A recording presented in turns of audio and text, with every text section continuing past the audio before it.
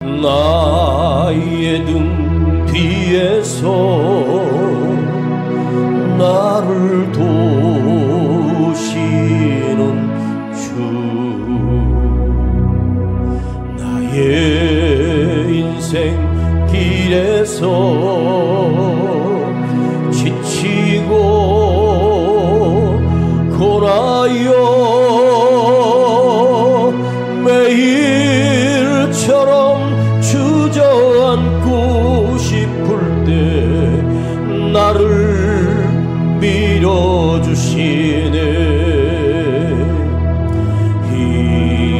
일어나 걸어라, 내가 새 힘을 주리니.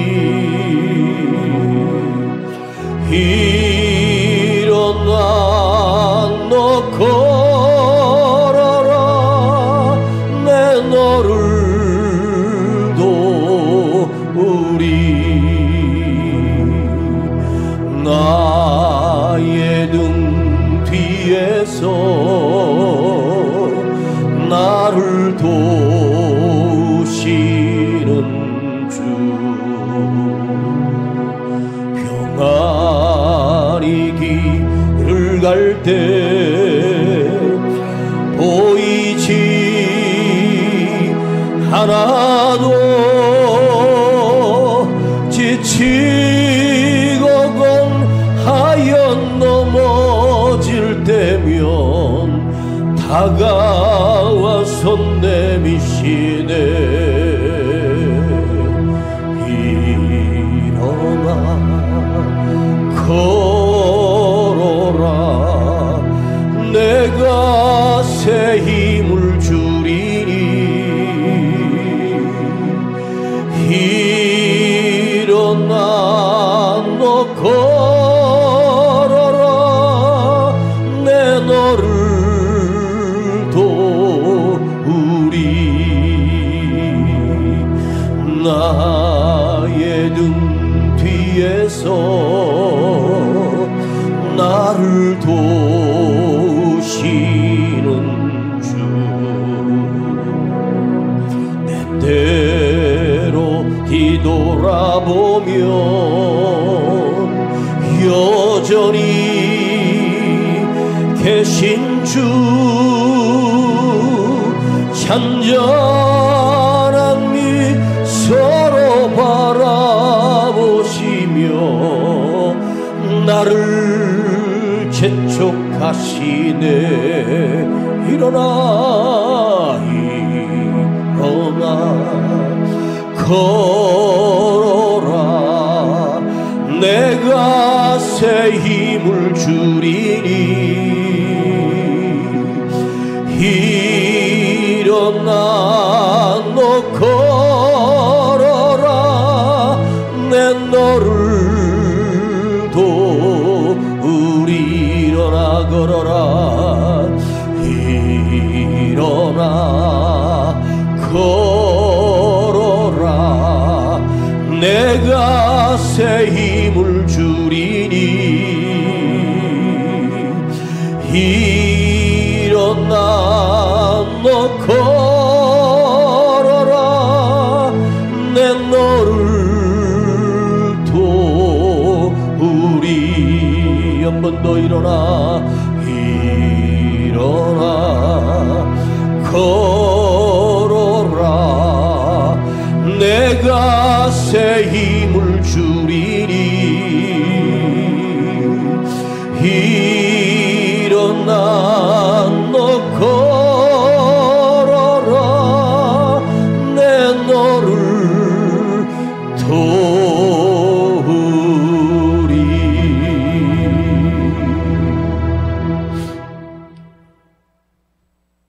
자, 우리 창세기 12장, 지난주에 이어서 창세기 12장 10절부터 13절까지 보겠습니다. 창세기 12장 10절부터 13절입니다. 10절부터 13절까지 봉독합니다. 시작. 그 땅에 기근이 있으므로 아브라함이 애굽에 우거하려 하여 그리로 내려갔으니 이는 그 땅에 기근이 심하였습니다. 그가 애굽에 가까이 이를 때에 그 아내 사례대로 말하되 나 알기에는 그대는 아리따운 여인이라. 애굽 사람이 그대를 볼 때에 이르기를 이는 그의 아내라 하고 나는 죽이고 그대는 살리리니 원컨대 그대는 나의 누이라 하라. 그리하면 내가 그대로 인하여 안전하고 내 목숨이 그대로 인하여 보존하겠노라 하니라. 조개 속에도 수많은 종류의 조개 속에 진주를 만들어내는 진주 조개가 있어요. 근데 이 진주 조개가 처음에는 양식이 아니고 자연에 사는 조개 속에 아름다운 보석이 빛이 나니까 사람들이 그것을 보고 그 진주를 만들어서 보관하고 또 진주를 가지고 목걸이를 하고, 그런데 이 진주 조개 안에다가 핀셋으로 특별히 조개 껍데기 중에서도 가장 날카로운 부분들이 그 조개 안에 가장 깊은 가장 연한 살에다가 그 껍데기 날카로운 걸 그대로 볶아주면 이 진주 조개가 두 종류가 있는데, 아픔이 너무 크니까, 고통이 너무 크니까, 너무 고통스러우니까 이 진주 조개가 스스로 목숨을 끊습니다. 그 고통을 견디기가 힘들거든요. 그런데 5개 조개 중에 한두 조개나 10개 중에 한두 조개가 스스로 내가 이것을 극복하려면 그 안에서 진주를 만들어내는 뿌연 낙화라고 하는 진주 조개에만 있는 그 액화를 뿜어내기 시작합니다. 그러면서 조금씩 뿜어내면서 그 날카로운 유리조각이란 날카로운 모래알을 감싸기 시작해요. 그런데 이 진주 조개가 그걸 계속해서 뿜어내기 시작하는데 평상시에는 나오지 않던 그 낙화가 고통이 찾아왔을 때 그걸 싸매면서 점점 커지기 시작합니다. 부드러워지죠. 둥그러워지죠. 그러면 이 진주 조개가 계속해서 일정하게 자기 몸에서 나오는 그 낙화를 뿜어내기 시작하면 참으로 아름답고 귀한 진주를 만들어낼 수도 있고 실패한 진주도 만들 수 있습니다. 자, 그 아픔을 아름다운 진주로 만드는 이 진주 조개, 그 아무것도 아닌 조개 한 마리가 스스로 자기 아픔을 견디며 이겨냈을 때만 아름다운 보석을 만들어낸다는 이야기죠. 여러분, 우리가 살다 보면 원인을 알 수 없는, 이유도 알 수 없는 슬픔, 두려움, 염려, 우울증들이 우리 안에 밀려옵니다. 이 세상을 살아가는 우리 사람들 중에 우울하지 않는 사람은 단 한 사람도 없어요. 모두가 다 있어요. 평균적으로 우리나라에 100명 중에 우울 증상을 가졌다라고 판명되는 사람으로 25가지 질문지에 40%가 넘으면 우울증 초기 증상입니다. 제가요, 그 우울증에 대한 설문지를 가지고 거기에 적극적으로 긍정, 보통이다, 나는 괜찮다, 절대 괜찮다. 한 4가지 문항에다가 내가 표시를 하게 됩니다. 제가 그걸 테스트를 스스로 해봤거든요. 솔직한 마음으로. 그랬더니 저도요 50점이 넘게 나오더라고요. 그러니까 우울증 초기 증상을 넘고 우울증 1단계에서 2단계 정도 되는 50%, 60%가 되면 약을 먹어야 되고 70%가 되면 일상생활이 불가능해진다는 거죠.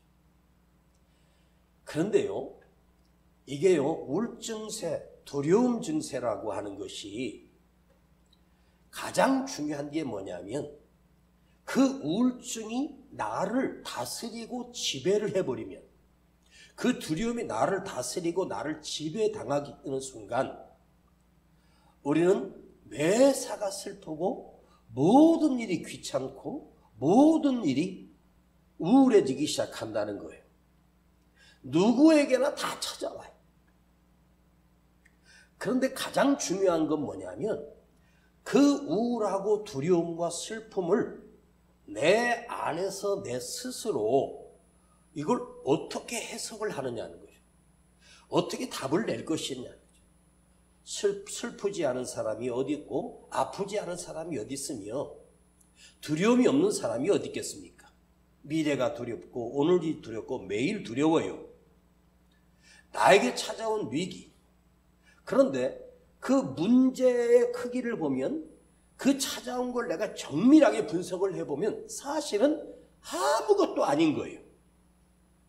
이게 시간이 지나면 해결되는 문제들이 거의 90%가 넘습니다.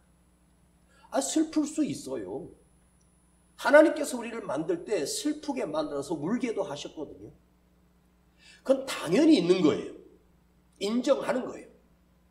그런데 문제는 내가 어떤 사고나 안 좋은 일이 있을 때 그것을 내가 어떻게 해석을 하느냐야. 예를 들면 재수 없이 운도 없대.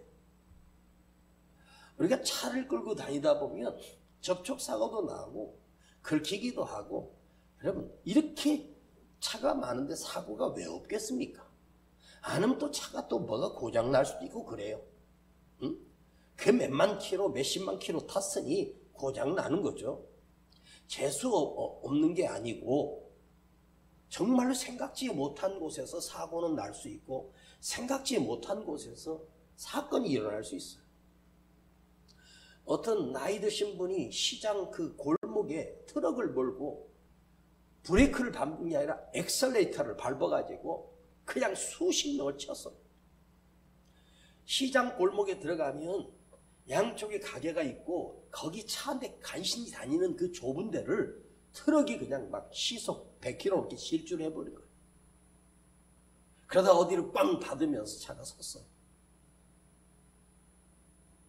그래서 자기는 안 밟았다 그러는데 사실요, 엑셀레이터를 밟지 않고 브레이크를 밟았는데 그게 갈 수가 없거든요. 그 시장에 있는 사람들이 깜짝 놀랐대요. 엑셀레이터를 최대치를 밟으면 꽝 하는 소리를 다 들은 거죠. 그래서 사람들이 다치고 병원에 난리가 났어요. 갑자기 불이 났어요. 배터리를 만드는 공장에서 불이 났는데 배터리가 접촉사고가 나면서 불길이 살짝 치솟았습니다. 거기 CCTV 영상을 보니까 그 직원들이 깜짝이 나서 막 소화기를 갖다 뿌려대는데 불이 꺼지지 않고 옆에 있는 배터리, 싸우는 배터리 번지기 시작합니다. 거기서 또 많은 사람이 죽었어요. 사건이나 사고나 어떤 일들은요 수없이 일어나요. 오늘도 수많은 사람들이 스스로 목숨을 끊고 수많은 사람들이 아파하고 힘들어하며 하루를 견디고 버티고 살고 있어요.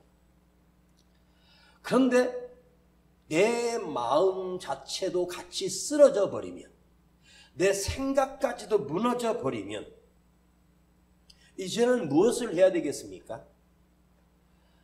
여러분이 오늘 좋은 방법을, 기가 막힌 방법을 알려드릴게요. 쓰러진 마음, 두려운 마음으로 나를 짓누를 때 그때 하나님 앞에 1분이라도 엎드려 주님을 한번 불러보세요. 주님은 나의 등 뒤에서, 내 안에서 나와 함께하고 계십니다. 나를 찾아온 이 슬픔, 그것이 그냥 시간이 지나면 지나갈 수 있고 해결될 수 있어요. 지나간 슬픔은 나중에 기억도 잘 안 나요. 그런데 수없는 근심과 걱정을 매일 경험하며 사는 것이 인간입니다.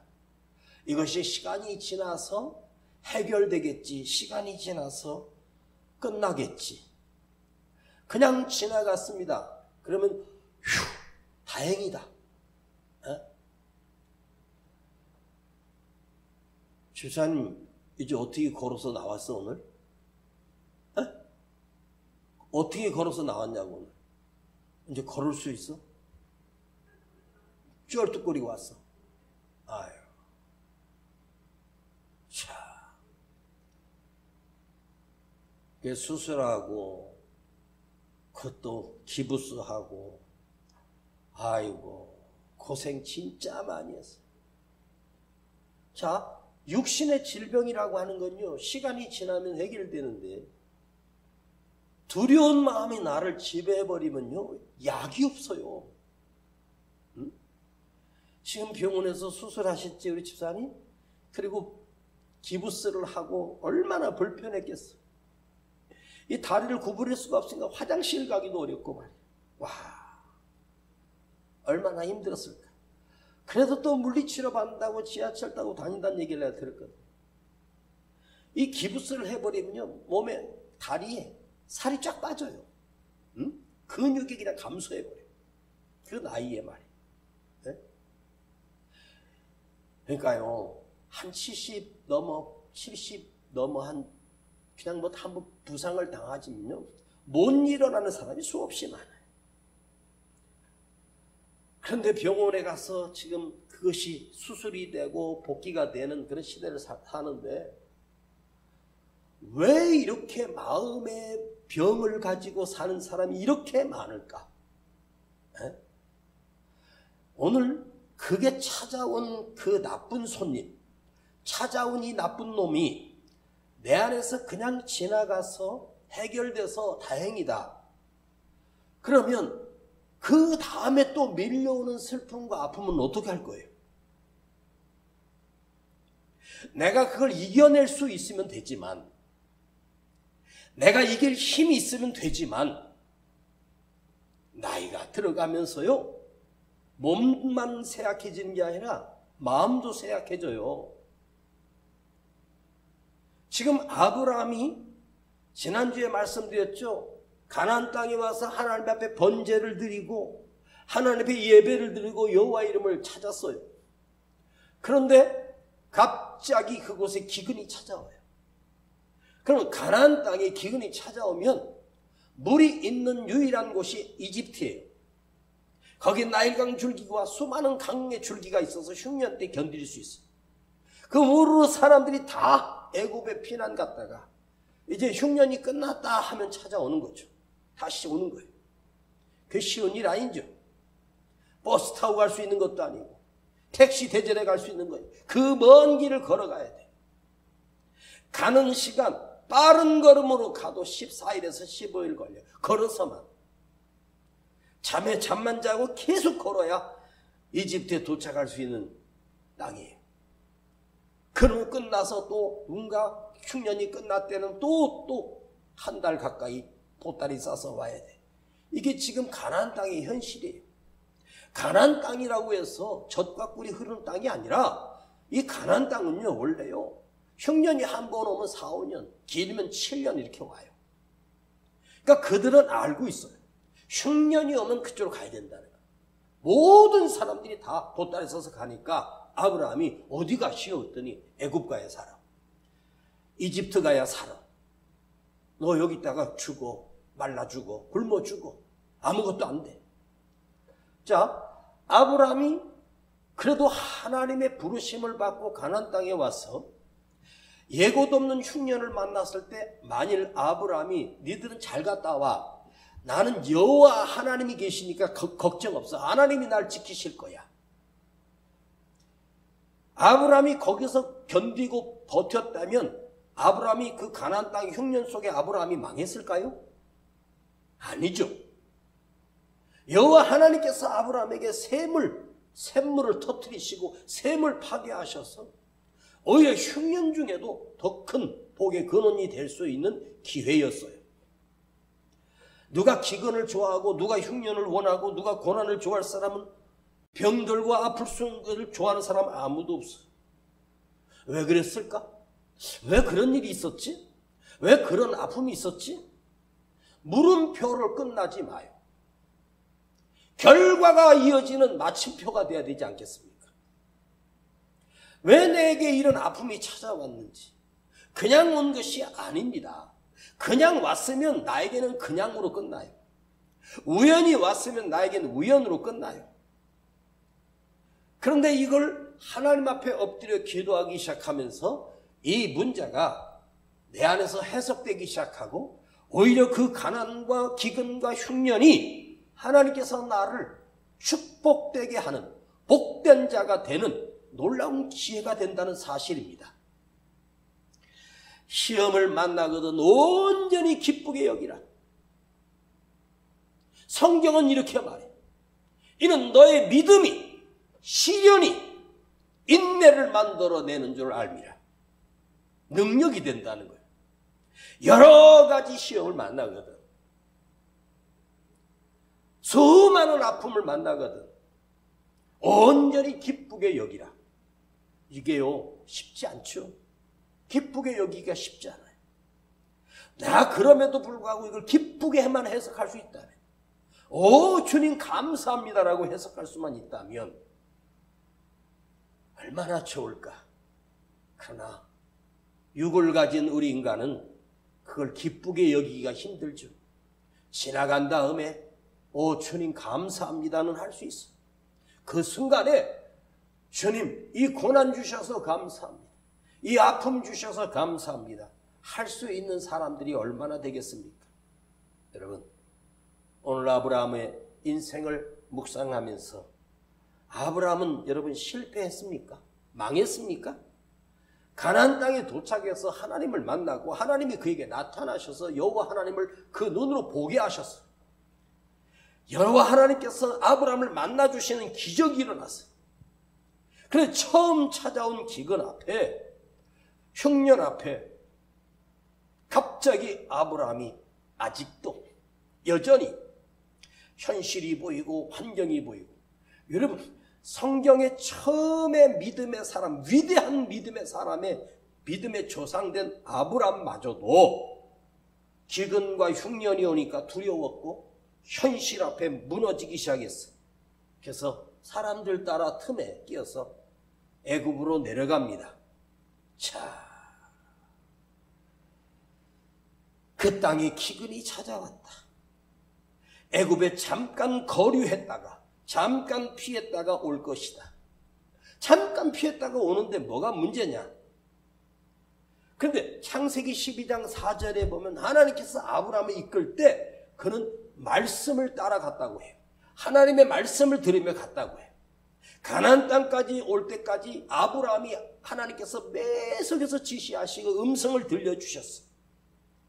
그런데 그 아브라함이 기근 앞에서, 흉년 앞에서, 두려움 앞에서 그들과 똑같이 보따리 싸서 사정없이 단 한 번만이라도 아브라함이 단을 쌓고 여호와 하나님 앞에 기도하며 여호와 하나님께 물었다면 그 부분이 좋았는데, 여기 우리가 읽은 본문에는 정말로 인간적이고 정말로 연약하고 정말로 나와 같은 똑같은 존재가 아브라함이구나.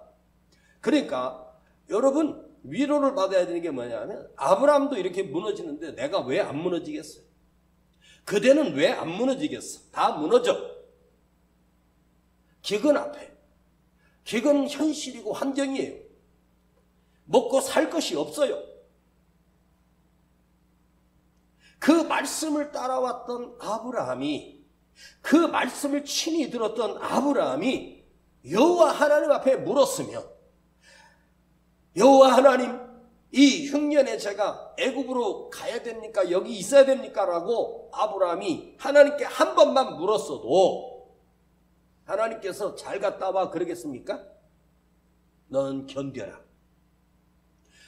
이삭이 아브라함의 아들 이삭도 흉년이 왔을 때 다른 사람들 따라 또 애굽으로 또 내려갈 때 가려고 하니까 하나님께서 이삭에게 길을 막아요. 가지 말라.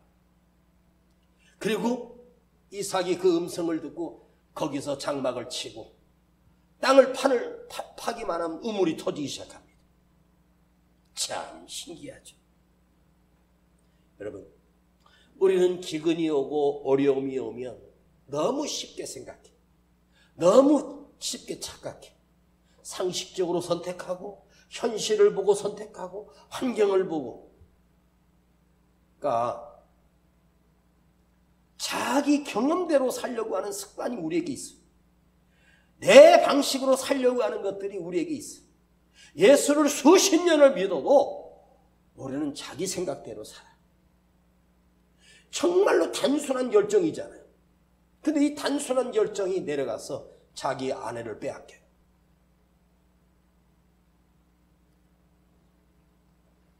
물론 하나님이 지켜주셔서 그 사라를 손대지 못하게 하나님이 지켜주셨지만 아브라함이 그때 깨달은 건 뭐예요?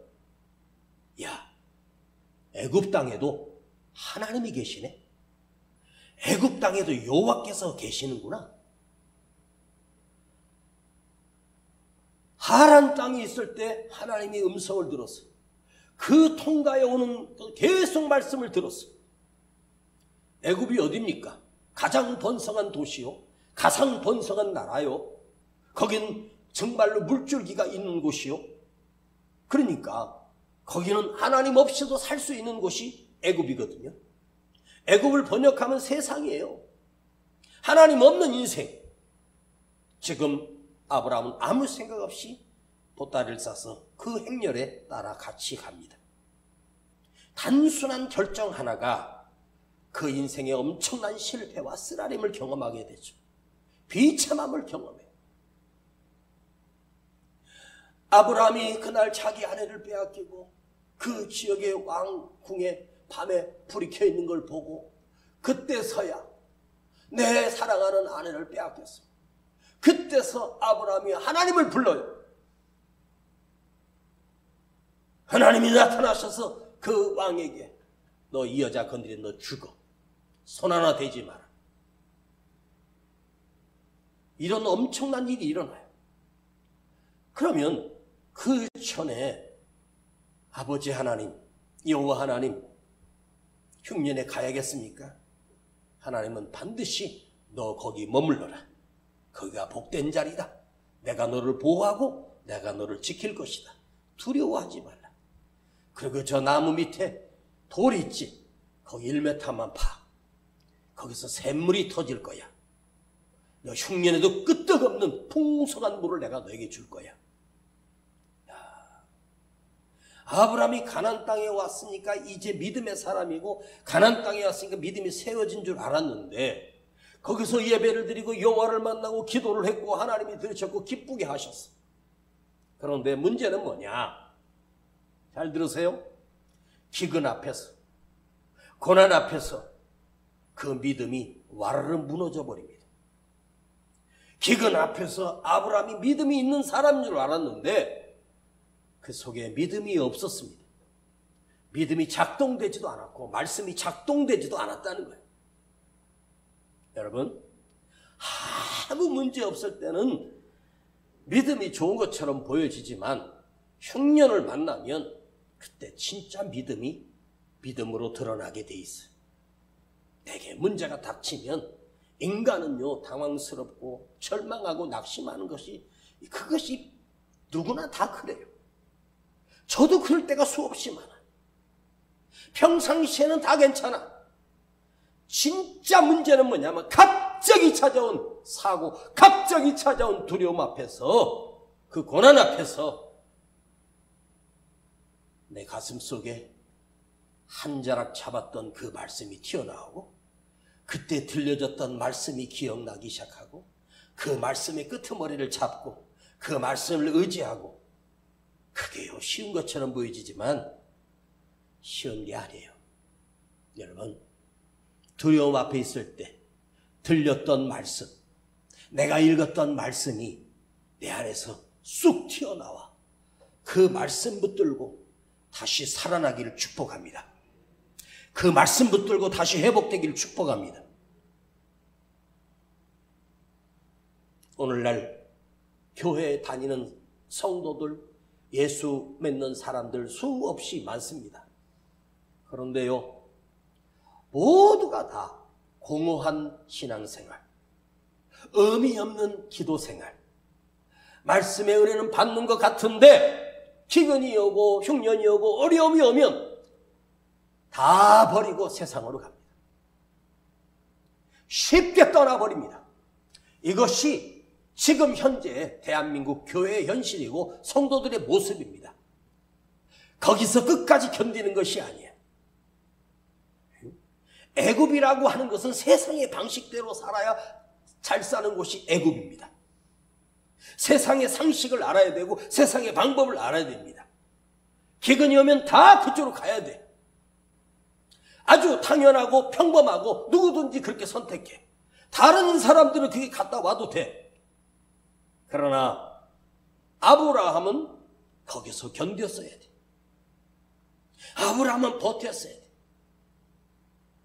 여러분, 공허한 신앙, 텅 빈 믿음, 허약한 기도, 이걸 우리는 수없이 반복합니다.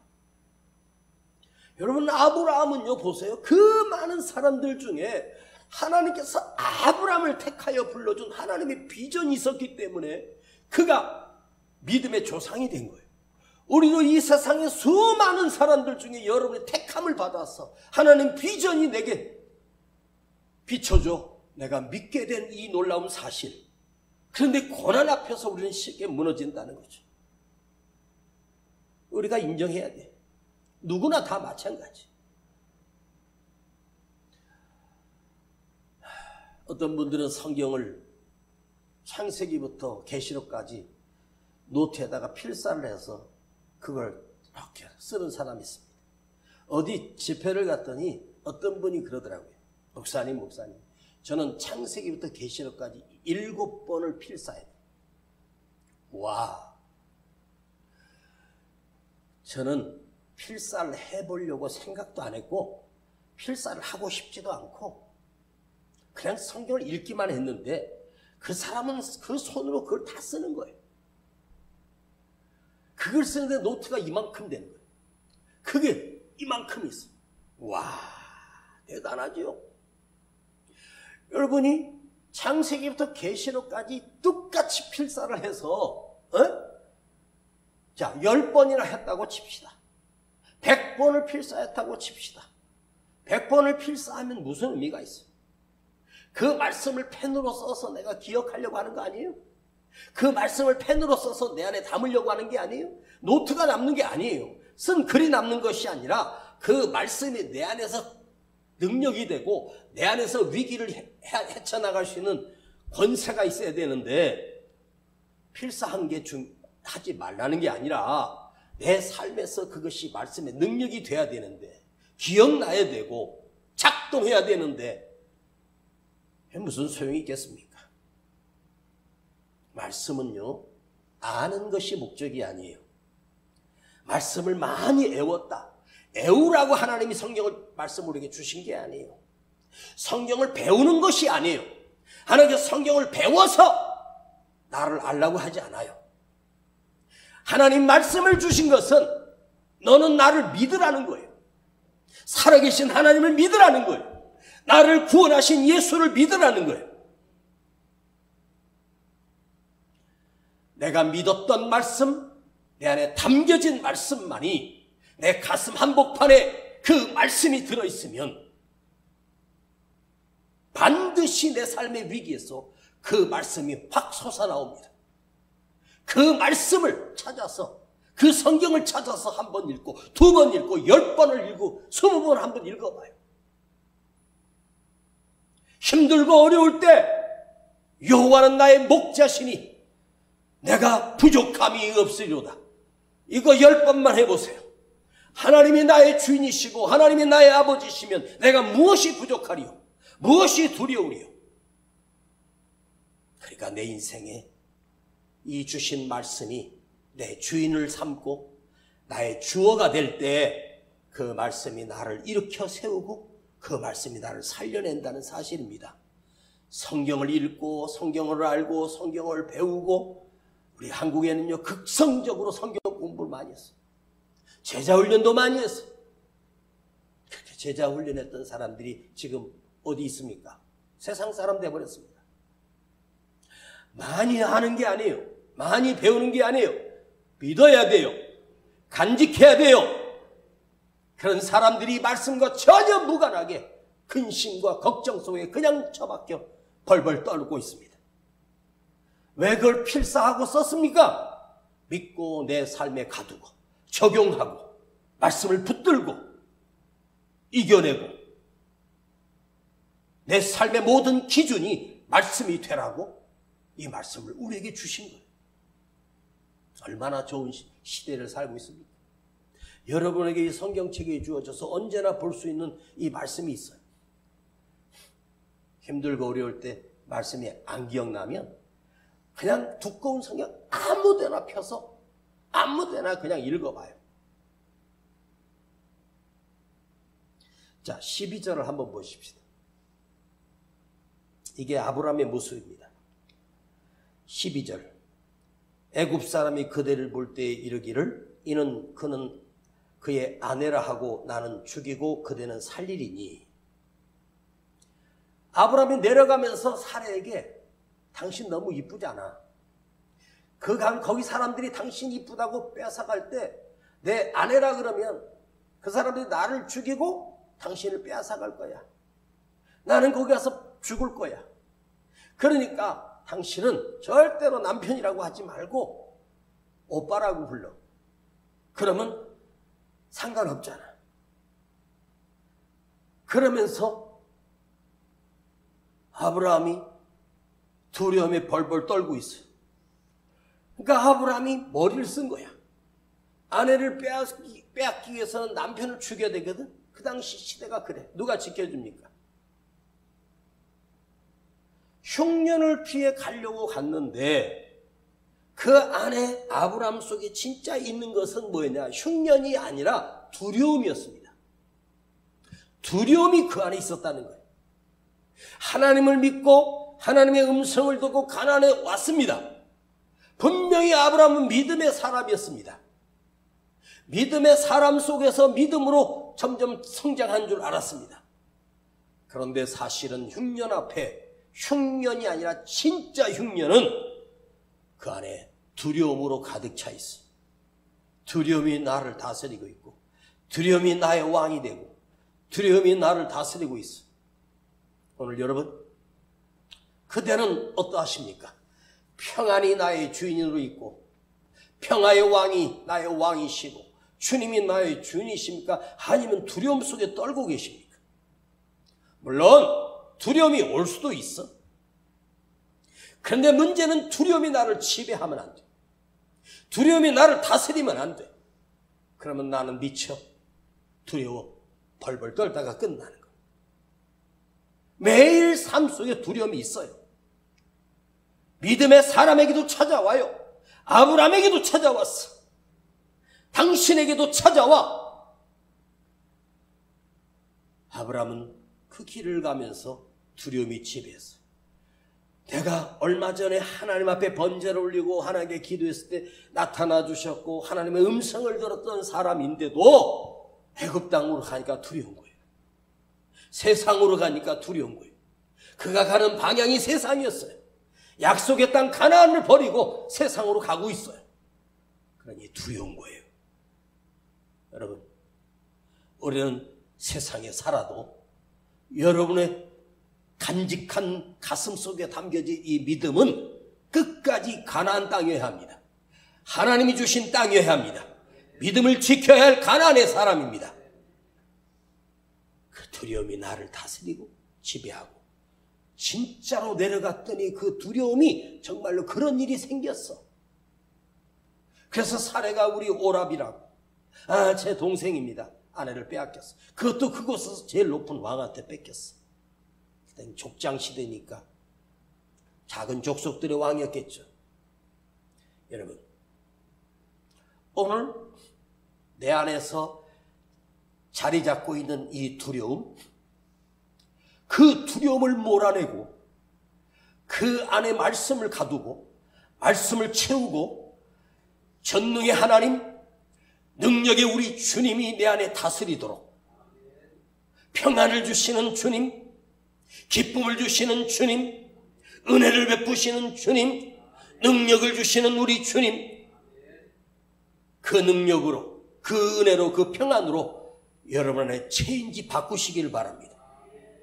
세상 방식으로가 아니라, 두려워 벌벌 떠는 자가 아니라, 근심 걱정에 매여 있는 것이 아니라, 돈 때문에 어려운 것이 아니라, 나를 구원하신 주님, 예수님이 내 안에 있게 하옵소서. 가나안 땅으로 내려갈 때 아브라함이 사라에게, 여보, 거기 가면 당신 남편이라고 하지 마. 나를 오빠라고 해야 돼. 알았지? 사실도 그렇잖아. 그러니까 나를 오빠라고 해야 너도 살고 나도 살아. 자, 이걸 성경에다가 어떻게 자세히 기록을 해놨을까요? 그걸 누가 본 사람이 있어요? 이 창세기는 누가 기록한 줄 아세요?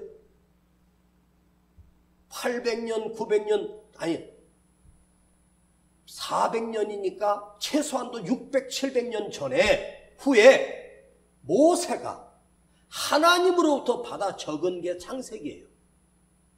그러면 아니 내 후손들 중에 저 멀리 저 고려시대 때 우리 조상이었던 후손인 내가 그 고려시대에 살았던 그분이 무슨 말을 했는지 어떻게 알아? 기록이 있는 것도 아니에요. 하나님께서 그 말하는 걸 옆에서 듣고 계셨어. 하나님이 이걸 다 보고 기억하셨어. 그리고 이걸 왜 기록해 두었는가? 너도 아브라함처럼 두려울 수 있다? 너도 아브라함처럼 근심할 수 있어? 그런데 그 두려움이 너의 주인이 되면 안 돼. 나 여호와가 너의 주인이 돼야 되고 말씀이 너의 주인 돼야 돼. 그럼에도 불구하고 아브라함은 죽지 않고 왕을 하나님께서 목을 졸라 털끝 하나도 건드리지 못하게 여호와의 사자가 나타나 그 왕을 두렵게 해서 밤새 한숨도 못 자고 두려움에 벌벌 떨고, 그 다음날 아브라함을 불러서 금은보화를 내주며 그냥 속히 떠나게 했습니다. 아니 이 엄청난 일이 일어나요. 그건 누가 역사하셨어요? 아브라함이 잘한 거 있습니까? 여러분이 잘해서 지금 사는 게 아니에요. 내가 하나님을 기억하지 못해도, 내가 하나님을 생각하지 않아도 우리 하나님 나를 생각하시고 나를 기억하시고 나를 인도하고 계시고 나와 함께 하시고 나를 붙들고 계시는 거예요. 내가 복받을 짓을 해서 복받은 게 아니에요. 하나님께서 나를 택하여 불렀기 때문에 나를 내 편에 서서 나를 보호해 주시고 그 누구도 손대지 못하게 지금까지 살아온 거예요. 그러니까 걱정하지 마요. 고통의 문제를 만났을 때 어떻게 여러분 이겨내야 합니까? 하나님 앞에 나가 엎드려 기도하라고. 예수 이름의 능력을 주셨잖아요. 우리가 하나님과 독대할 수 있는 이 놀라운 특권을 주셨잖아요. 여러분, 보이는 것은 없어져요. 그러나 보이지 않는 하나님은 영원하신 분이에요. 보는 것이 기죽지 말고 보이는 것에 여러분 두려워하지 말고 보이지 않지만 살아계신 하나님을 기억하며 사십시오. 그 하나님이 나를 지켜주시고 내 건강을 붙들고 있기 때문에 지금까지 산 거예요. 여러분의 자녀를 보면 앞길이 캄캄합니까? 내가 걱정할 게 아니에요. 하나님께 이미 맡기세요.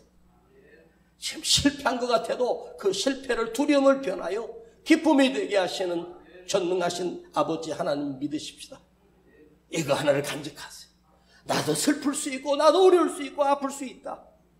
그러나 내 안에서 믿음이 작동되게 하시고 하나님의 말씀이 떠오르게 하시고 내가 하나님을 버리고 떠났는데도 하나님은 그 피난길에 동행해 주셨고 그가 속삭이는 말까지 기억하셨다가 성경이 기록해 주었어요.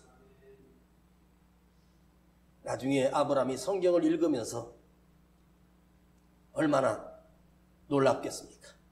아니, 내 아내랑 기속말로 했던 걸 하나님 다 들으셨네? 여러분, 생각도 하나님이 알고 계시고 두려움 다 알고 계셔. 걱정하지. 아브라함은 하나님을 떠나면서 그렇게 자기 인생으로 살았지만 하나님 버리지 않아. 세상이 나를 다 버려도 주님은 나를 안 버리십니다. 주여, 나의 남은 인생을 주님께 드립니다. 주여, 내 삶을 다스려 주시옵소서. 내 삶을 인도해 주시옵소서. 주님의 손으로 붙들고 가시옵소서. 오늘 여러분의 입술에 그 선포가 있기를 축복합니다. 아버지, 감사드립니다. 아브라함만 경험한 슬픔이 아니고 아브라함만 경험한 흉년이 아닙니다. 오늘 우리는 그 흉년 속에 살고 있고 더 큰 두려움 속에 떨고 있습니다. 그러나 나를 놓지 아니하시는, 나를 끝까지 붙들고 계시는 나의 주님을 믿습니다. 그 거룩하신 주님, 전능하신 주님, 죽은 자를 살리시는 주님, 그분이 나의 주인이 되게 하시고 그분이 나를 다스리시고 인도해 가시는 것을 나는 믿습니다. 그래서 오늘 기도합니다. 이제 내 온 전 삶을 주님께 드리고 주님께 맡기겠습니다. 주여, 나를 채워주시고 나를 인도해 가시고 나와 함께 하시는 그 주님을, 내 등 뒤에서 나를 동행하시는 그 주님을 내가 기억하며 살게 하시고, 그래, 내 안에 주님이 계신다, 나의 등 뒤에 주님이 함께 걸으신다, 내 앞에 여호와 하나님이 걸어가신다, 이걸 기억하며 살게 하시고 순간순간마다 이 말씀이 기억나게 하시고 이 말씀을 붙들고 다시 일어나게 하여 주시옵소서.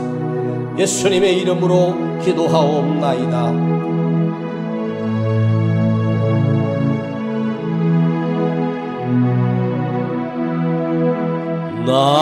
나의 등 뒤에서 나를 도우신 주, 나의 인생 길에서 지치고 곤하여 매일처럼 주저앉고 싶을 때 나를 밀어주시네. 나의 등 뒤에서, 나의 등 뒤에서 나를 도우시는 주, 평안히 길을 갈 때 보이지 하나도, 지치고 건하여 넘어질 때면 다가와 손 내미시네. 나의 등 뒤에서 나를 도우시는, 때때로 뒤돌아보면, 때때로 뒤돌아보면 여전히 계신 주, 여전히 계신 주, 잔잔한 미소로 바라보시며 나를 재촉하시네. 일어나 걸어라. 내가 새 힘을 주리니 일어나 너 걸어라. 내 너를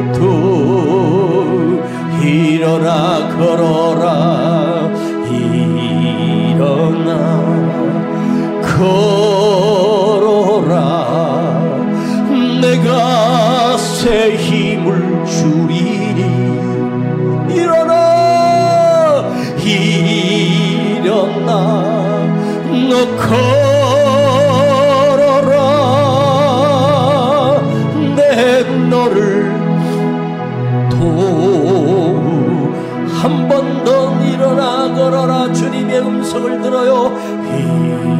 일어나 걸어라. 내가 새 힘을 주리니 일어나 너 걸어라. 내 너를 도우리. 내 너를 도우리.